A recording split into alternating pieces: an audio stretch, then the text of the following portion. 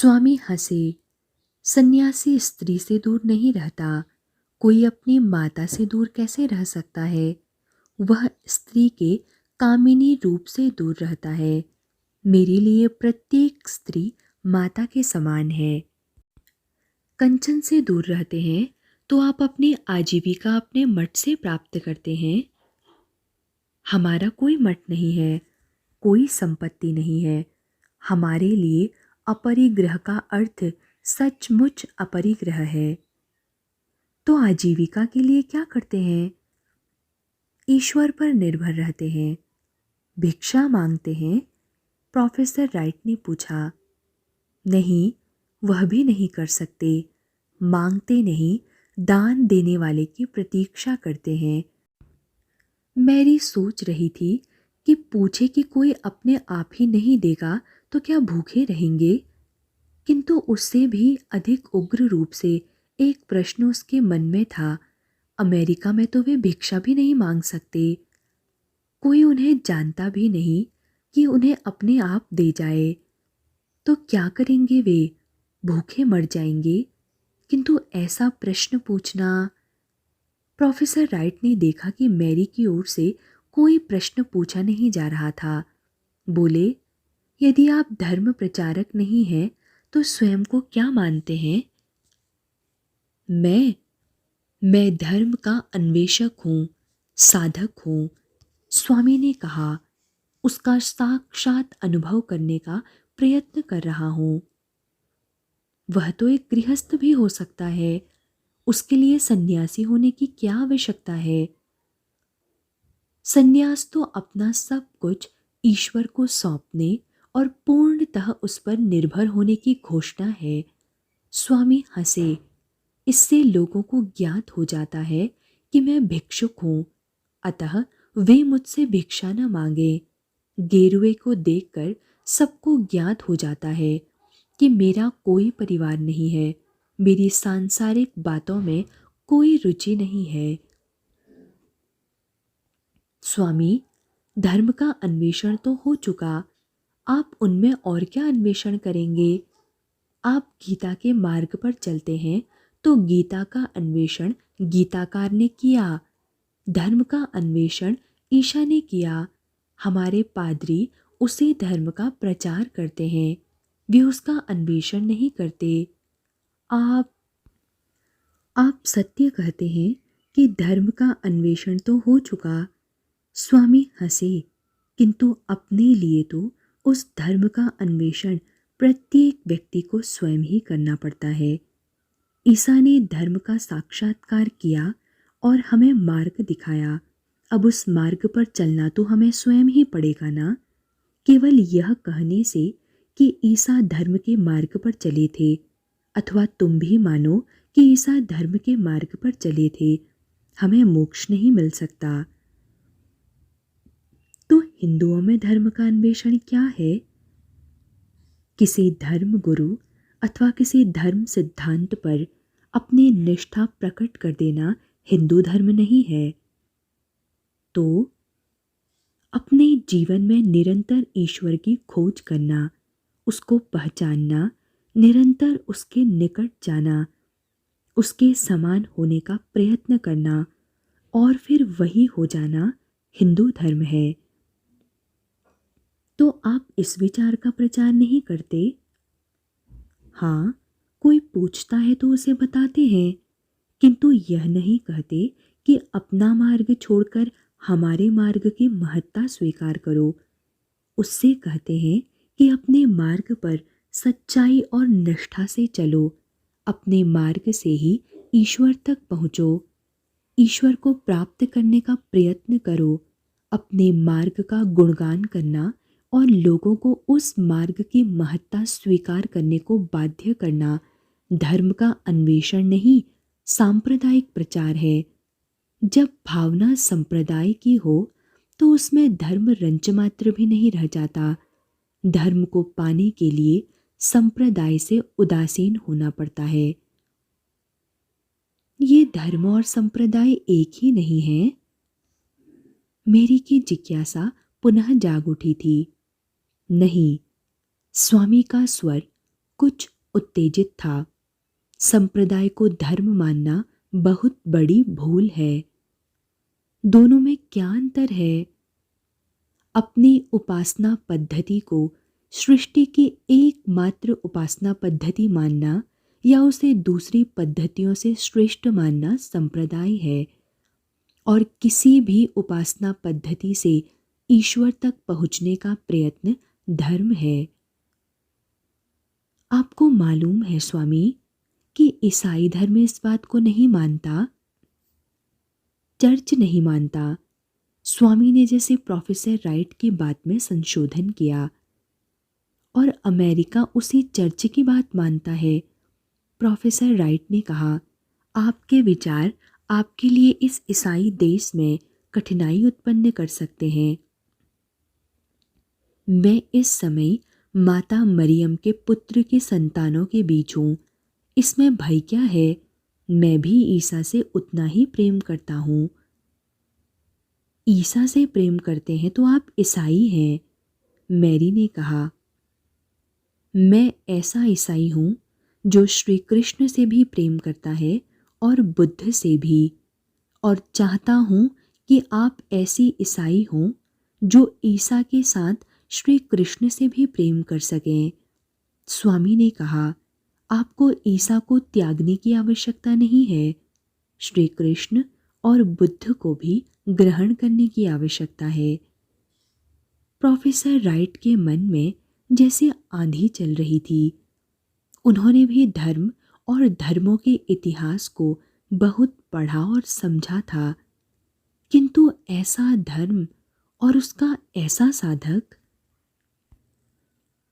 रात को भोजन के लिए वे लोग मेज पर बैठे तो प्रोफेसर राइट ने स्वामी की ओर देखा। भोजन में आपकी क्या अपेक्षा है? मेरा अभिप्राय है कि आप किन किन पदार्थों को निषिद्ध मानते हैं? स्वामी मुस्कुराए। सन्यासियों के जिस श्रेणी से मेरा संबंध है, उनके लिए किसी विशिष्ट खाद्य पदार्थ की आकांक्षा अथवा किसी पदार्थ का तिरस्कार निषिद्ध है। मुझे जो कुछ भी दिया जाएगा उसे ही भिक्षा के रूप में ग्रहण करूंगा। कुछ भी? प्रोफेसर राइट ने पूछा। मांस भी? मांस भी। स्वामी पूर्णतः आश्वस्त दिख रहे थे। प्रोफेसर राइट ने आश्चर्य से उनकी ओर देखा। आप ब्राह्मण नहीं हैं? सन्यासी समाज को त्याग देता है, इसलिए उसके लिए कोई सामाजिक विधान नहीं होता। हम लोग प्रायः गर्मियों में यहाँ आ जाते हैं और सर्दियाँ आरंभ होने तक यहीं रहते हैं। श्रीमती राइट ने विषय बदल दिया। यहाँ आकर मेरे पति बाहर के संसार से कोई संपर्क रखना नहीं चाहते। उनका कहना है कि यदि बाहर का संसार एनीक्वास में भी उनके साथ आ जाएगा तो छुट्टियां बीत तो जाएंगी, किंतु मनाई नहीं जा सकेंगी। मैं यहाँ कोई बहुत एकांत तो नहीं देखता, स्वामी ने कहा। नहीं, निर्जनता नहीं है, किंतु फिर भी शांति है, प्रोफेसर राइट ने उत्तर दिया। विश्वविद्यालय के अनेक प्रोफेसर यहाँ अपनी छुट्टियां बिताने आए हुए हैं। कभी कभी कोई परिचित यात्री यहाँ से गुजरता है तो मिलने के लिए आ जाता है, श्रीमती राइट ने जोड़ दिया। हमारे कॉटेज के साथ ही मिस लेन का बोर्डिंग हाउस है, उसमें अनेक लड़कियां रहती हैं, कभी कभी वे भी आ जाती हैं। सागर तट पर आसपास के अनेक ग्रामीण भी मिल जाते हैं। यह एक और ही प्रकार का संसार है, हार्वर्ड से एकदम भिन्न। हार्वर्ड में तो लोग से मिलना भी एक श्रम होता है, वह एक काम है जिससे मन और शरीर थकता है। यहाँ के लोगों से मिलने पर थकान नहीं होती, क्योंकि यहाँ प्रत्येक भेंट मस्तिष्क को थका देने वाली संगोष्ठियों में नहीं बदल जाती। मेरी मुस्कुराई। यहाँ हम विश्राम करते हैं, मन और शरीर को ढीला छोड़ देते हैं, शुद्ध मनोरंजन। किंतु मेरे आ जाने से तो ऐसा नहीं रहेगा, स्वामी हंसे और आपको मुझे यह भी बताना पड़ेगा कि इस प्लेट में क्या है और उसे कैसे खाते हैं। कुछ पदार्थ आपके लिए एकदम नए हैं, उनको खाने की विधि तो मैं बताऊंगी, श्रीमती राइट ने स्वामी की प्लेट में परोसते हुए कहा, किंतु रुचि और स्वाद तो आपको ही विकसित करना पड़ेगा। वे तनिक रुकी। मुझे लगा है कि कुछ पदार्थ आपको रुचे नहीं हैं। उसकी चिंता आप ना करें, भोजन में मेरी बहुत रुचि है, लगभग उतनी ही जितनी महाभारत के पात्र भीम को थी, पकाने में भी और खाने में भी। स्वामी रुके। भीम को जानती हैं आप? जानती हूँ, महाभारत ग्रंथ तो नहीं, किंतु उसकी कथा पढ़ी है मैंने। इस समय यह जानने में भी मेरी रुचि है कि क्या आपको यह देखकर आश्चर्य नहीं हुआ कि प्रोफेसर ने अपनी इन छुट्टियों को नीरस बनाने के लिए मुझे यहाँ आमंत्रित कर लिया है। यह तो होना ही था। वे हंसी। मैं अपने पति को जानती हूँ। क्या जानती हो तुम? प्रोफेसर राइट ने जैसे चुहल की। मेरे पति अपनी कल्पनाओं में डूबे रहने वाले व्यक्ति हैं, श्रीमती राइट ने स्वामी को बताया। उनके लिए वह सब कुछ बहुत महत्वपूर्ण है जो इस पृथ्वी के धरातल से लुप्त हो चुका है और अब केवल मानव जाति की स्मृति में अस्तित्व बनाए हुए है, जैसे प्राचीन ग्रीस का इतिहास, उसकी प्राचीन सभ्यता, दिवंगत शासक और योद्धा, उनके प्रासाद और मंदिरों के खंडहर, यह सब इनका जीवित संसार है। और हम लोगों के साथ अर्थात अपने परिवार के साथ ऐसे ही रहते हैं जैसे रेलगाड़ी में यात्रा करने वाला कोई यात्री अपने सहयात्रियों के मध्य रहता है। उसका शरीर रेलगाड़ी में होता है, किंतु उसका मन अपने घर में बैठे परिवार के साथ होता है। कब उसका स्टेशन आए, कब उसके ये साथी उससे पृथक हों और कब वह अपने परिवार में जा बैठे। तो क्या मैं अपने परिवार में नहीं बैठा हूँ? प्रोफेसर राइट ने जिज्ञासा तो की, किंतु कोई भी समझ सकता था वह वास्तविक जिज्ञासा न होकर मात्र वार्तालाप को आगे बढ़ाने का प्रयत्न था। बैठे तो आप अपने परिवार में ही हैं, किंतु आपका परिवार है ग्रीक इतिहास, क्लासिक पुरातत्व और भाषा विज्ञान। पत्नी और बच्चे तो रेलगाड़ी के सहयात्री हैं। श्रीमती राइट ने स्वामी की ओर देखा। ये अपने सम्मुख खड़ी किसी भी असाधारण सुंदरी की उपेक्षा कर सकते हैं, किंतु उत्खनन से निकली हुई टूटी सी मूर्ति की अवहेलना नहीं कर सकते। अच्छा है, आपके मन में किसी जीवित स्त्री के लिए ईर्ष्या नहीं होगी। स्वामी ने मुस्कुराकर प्रोफेसर राइट की ओर देखा। तो फिर इनकी मुझ में क्या रुचि हो सकती है? मैं तो किसी उत्खनन में धरती से निकली हुई मूर्ति नहीं हूं। आपको भी तो खोद कर ही निकाला है मैंने। इस बार प्रोफेसर हंसे। नहीं तो कौन जानता है कि भारत से एक विद्वान हिंदू सन्यासी अमेरिका आया हुआ है। जो केट सैनबोर्न आपको मैटकॉफ तक लेकर आई, वह तो एक महाराजा और सन्यासी का अंतर भी नहीं जानती। आप वर्तमान काल के व्यक्ति हैं, श्रीमती राइट ने कहा, किंतु एक अत्यंत प्राचीन परंपरा के प्रतिनिधि हैं। मेरे पति का आपकी ओर आकृष्ट होना स्वाभाविक ही है। प्राचीन ग्रीस हो, रोम हो, भारत हो, मिस्र हो, चीन हो, ये सब प्रोफेसर राइट को आकृष्ट कर सकते हैं। स्वामी हंस पड़े। प्रोफेसर, आपकी पत्नी के मन में आपके प्रति बहुत सारी शिकायतें जान पड़ती हैं।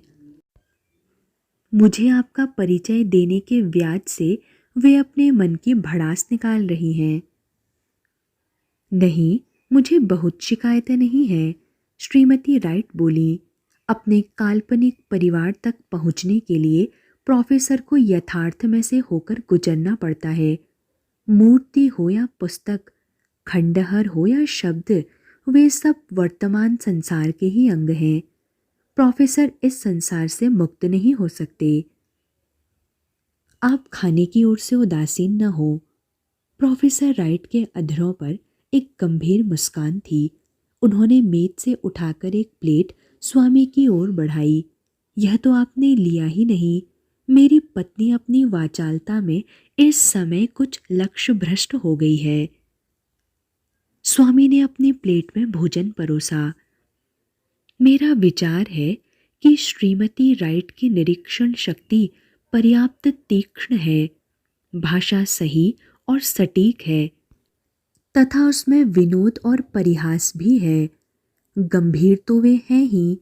यदि वे कुछ लिखें तो अच्छी लेखिका हो पाएंगी। स्वामी ने रुककर उस दंपति को देखा।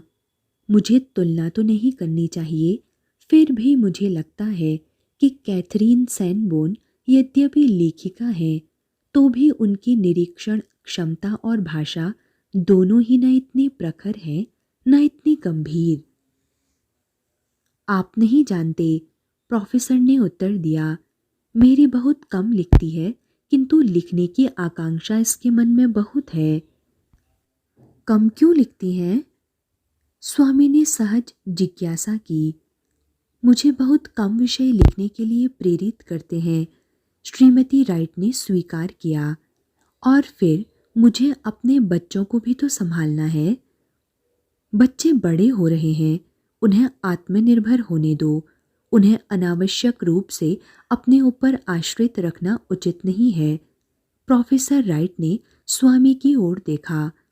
वैसे इनकी लेखन प्रतिभा का अधिकांश अंश तो पत्र लिखने में ही व्यय हो जाता है। स्वामी ने देखा, श्रीमती राइट के चेहरे पर कुछ मिश्रित भावनाएं थी। उनकी प्रसन्नता भी जैसे अवसादपूर्ण थी। जो मुझ पर आश्रित नहीं रहता वह स्वतंत्र ही नहीं हो सकता, आत्मतुष्ट और आत्म केंद्रित भी हो सकता है। श्रीमती राइट ने कहा, उसे मेरी आवश्यकता नहीं रह जाती। वह मेरा अपमान नहीं करता, किंतु उसके लिए मेरी सार्थकता कम तो हो जाती है। इसीलिए कोई भी मां नहीं चाहती कि उसके बच्चे बड़े हो जाएं। बच्चों का वयस्क होना ही मां की अनावश्यकता की घोषणा है। श्रीमती राइट ने अपनी आंखों में आए अश्रुओं को छिपाने के लिए 2 वर्ष के जॉन को उठाकर अपनी गोद में ले लिया। मेरा जॉन पूर्णतः मेरा है, क्योंकि वह पूर्णतः मुझ पर आश्रित है। इसी के माध्यम से मैं अपनी पूर्ण सार्थकता और मातृत्व का अनुभव करती हूँ। यह मेरा है, पूरी तरह मेरा, क्योंकि इसका घर परिवार भी मैं हूँ और रेलगाड़ी की सहयात्री भी। इसके लिए संसार की सर्वश्रेष्ठ सुंदरी भी मैं ही हूँ और उत्खनन के पश्चात भूमि से निकली हुई खंडित मूर्ति भी। भाषा के नाम पर वह मेरे मुख से ही निकले हुए शब्दों को जानता है और उसके ज्ञान का सीमांत भी मैं ही हूँ। स्वामी ने एक गंभीर दृष्टि श्रीमती राइट पर डाली। मैं आपसे थोड़ा सा असहमत हूँ श्रीमती राइट। बच्चे जब बड़े हो जाते हैं तो वे अपनी माँ पर निर्भर नहीं रहते, किंतु माँ उनके लिए निरर्थक नहीं हो जाती, केवल पक्ष बदल जाते हैं। पहले माँ अपने संतान का पालन पोषण कर अपनी सार्थकता पाती है, बाद में वैसे ही संतान माँ के लिए उपयोगी होकर अपनी सार्थकता खोजती है। माँ के प्रति संतान के मन में क्या भाव होता है, यह कोई मुझसे पूछे। स्वामी ने स्वयं अनुभव किया कि उनका स्वर विह्वल हो गया था। शायद यह भारत और अमेरिका के चिंतन का अंतर है, श्रीमती राइट ने कहा। यह भी एक कारण है। अमेरिका में जब कोई स्त्री युवती और सुंदरी नहीं रह जाती, वह किसी के काम की नहीं होती। स्वामी बोले, भारत में एक वृद्ध महिला को आते देख राजा भी उसको मार्ग देने के लिए सामने से हट जाएगा।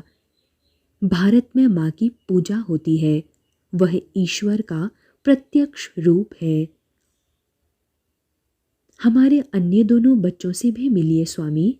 सहसा प्रोफेसर राइट ने विषय बदल दिया। यह है एलिजाबेथ, जिसे हम बैसी कहकर पुकारते हैं। यह 13 वर्षों की हो गई है। अब यह छुट्टियों में घर से बाहर रहने और सैर करने को बहुत आतुर रहती है। सागर में तैरने की इसकी रुचि और क्षमता बहुत बढ़ गई है। प्रोफेसर राइट ने रुककर अपने बड़े पुत्र को देखा। ऑस्टिन 10 वर्षों का है, किंतु बैसी से भी अधिक गंभीर हो गया है। पापा, आप भी बस, एलिजाबेथ ने बीच में ही कुछ इतराकर कहा। अरे बेटी, गंभीरता कोई अच्छी बात थोड़ी है। वह तो अपना बचपन खो रहा है। प्रोफेसर बोले, मैं तो तुम्हारी प्रशंसा में ही कह रहा था कि तुम यौवन की चंचलता और शोखी की ओर बढ़ रही हो। ऑस्टिन तो समय से पहले ही प्रौढ़ता और गंभीरता की ओर जा रहा है। और मुख्य बात तो यह है कि प्रोफेसर ने कुछ रुककर अपने दोनों बच्चों की ओर देखा। इतने भिन्न स्वभाव होने पर भी ये दोनों एनिक्वास में आने से बहुत इच्छुक रहते हैं। बैसी को सागर की चंचलता लुभाती है और ऑस्टिन को उसकी विराटता और गंभीरता। श्रीमती राइट ने अपने मुख से कुछ नहीं कहा, किंतु उनका मन जैसे लगातार बोल रहा था। ऑस्टिन की गंभीरता से इनकार नहीं किया जा सकता था। वह बड़ा हो रहा था, पढ़ाई में अच्छा चल रहा था, पुस्तकों की ओर अधिक वेग से आकर्षित हो रहा था। फिर भी उन्हें लगता था कि अपने पिता के समान वह भी यथार्थ से अधिक कल्पना में जीता है। गंभीर होने के साथ साथ वह बहुत कल्पनाशील भी था। वह बाहर की वस्तुओं को अत्यंत गंभीरता से देखता परखता था और फिर अपने भीतर कहीं डूब जाता था। जाने क्यों श्रीमती राइट को लगता था कि ऑस्टिन का इस प्रकार कल्पना में तल्लीन हो जाना उन्हें तनिक भी सुख नहीं देता। उल्टे अनेक प्रकार की आशंकाएं उन्हें डरा जाती थी। वह अपनी कल्पना में जितना अधिक लीन होता, प्रत्यक्ष जीवन और संसार का उतना ही तिरस्कार करेगा। वह अपने कल्पना लोक में कुछ पाना चाहेगा तो इस यथार्थ संसार के किसी महत्वपूर्ण तत्व का त्याग करेगा। कल्पनाशील मनुष्य पूर्णतः इस संसार का हो ही नहीं सकता। वे लोग बैठक में आकर सोफे पर बैठ गए। प्रोफेसर राइट ने अपना सिगार सुलगाया और उनकी दृष्टि स्वामी पर जा पड़ी। वे भाप गए कि उनसे भूल हो गई है। आप सिगार लेंगे? उन्होंने अचकचाकर पूछा। मिल जाए तो अच्छा ही लगेगा। प्रोफेसर राइट ने उठकर उन्हें एक सिगार दिया और उसे सुलगाने में उनकी सहायता की। मेरी अशिष्टता को क्षमा कीजिएगा। जाने क्यों मैंने स्वयं ही मान लिया कि आप तंबाकू का रसास्वादन नहीं करते होंगे। सन्यासी से अपेक्षित तो यही है कि वह कोई भी व्यसन न पाले। स्वामी मधुर ढंग से मुस्कुराए।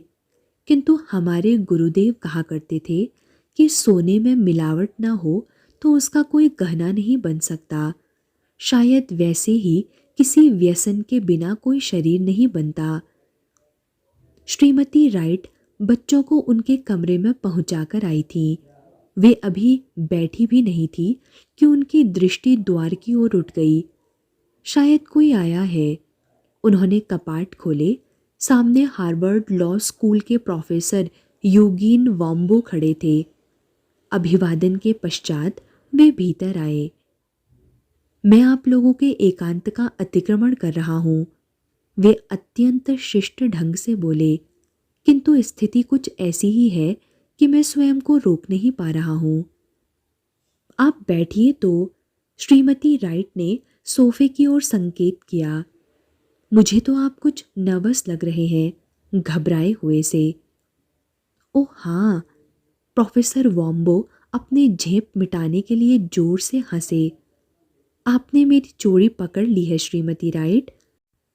मैं इस समय सचमुच कुछ नर्वस हूँ। प्रोफेसर राइट ने उन्हें सोफे पर बैठ जाने भर का समय दिया और पूछा, कोई विशेष कारण? विशेष ही समझिए, वे बोले। मिस लेन बोर्डिंग हाउस की लड़कियों और कुछ अन्य स्थानीय लोगों के साथ कुछ सैलानियों ने भी इन भद्र पुरुष को आपके साथ यहाँ आते देखा है। ओह, ये स्वामी विवेकानंद है। प्रोफेसर राइट ने प्रोफेसर वॉम्बो को बीच में ही टोक दिया। ये भारत से आए हुए हिंदू सन्यासी हैं और मैं कॉनकॉर्ड के बेंजामिन फ्रैंकलिन सैनबोर्न के माध्यम से इन तक पहुंचा हूं। प्रोफेसर वॉम्बो ने उठकर स्वामी से हाथ मिलाया। इन्होंने अपने रूप, वेशभूषा और भाव भंगिमा से अनेक लोगों के मन में ढेर सारी जिज्ञासाएं जगा दी हैं। वे लोग इनके विषय में जानना चाहते हैं। 20-22 व्यक्ति तो इस समय मेरे ड्राइंग रूम में बैठे हैं।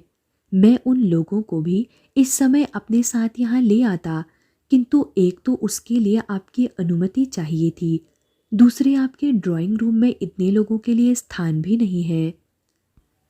आप ठीक कह रहे हैं, प्रोफेसर राइट ने उत्तर दिया। हमें स्वामी की अनुमति लिए बिना उनको अमेरिकी जनता की कृपा पर छोड़ने का अधिकार नहीं है। स्वामी का ध्यान अमेरिकी समाज की भिन्नता की ओर गया। भारत में न तो उनसे मिलने के लिए किसी को इस प्रकार अनुमति की आवश्यकता थी और न ही कोई गृहस्वामी कहता कि उसका घर छोटा है इसलिए लोग उसके घर न आए। वह तो अपने कुटिया में भी सबका स्वागत करता। स्वामी, आपको अमेरिकी जनसाधारण से मिलने में कोई आपत्ति न हो तो हम प्रोफेसर वॉम्बो के कॉटेज में चलें, प्रोफेसर राइट ने कहा। स्वामी तत्काल उठ खड़े हुए। मुझे क्या आपत्ति हो सकती है? मैं तो अमेरिकी भाई बहनों से मिलने के लिए ही आधी पृथ्वी की यात्रा करके आया हूँ।